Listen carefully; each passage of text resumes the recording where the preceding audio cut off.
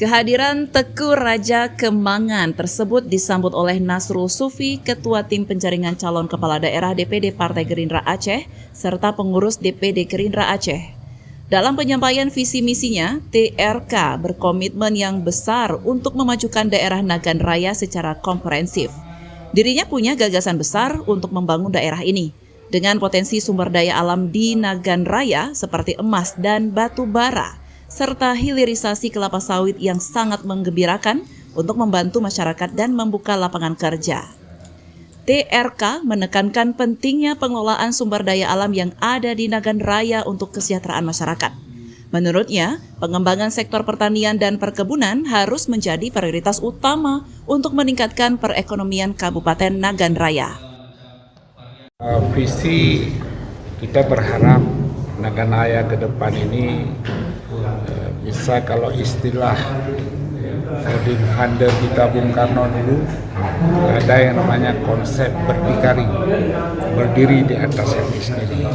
Saya berharap kemandirian ini, terutama di aspek finansial, anggaran untuk pembangunan ini bisa kita wujudkan di Kabupaten Nagan Raya ke depan.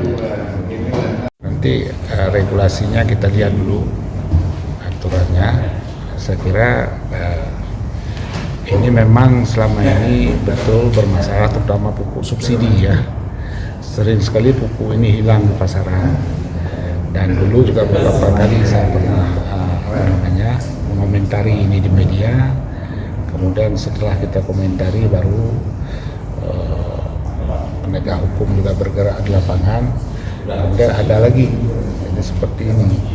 Barangkali juga sering-sering kita sampaikan di media, karena memang ada banyak permainan juga ya.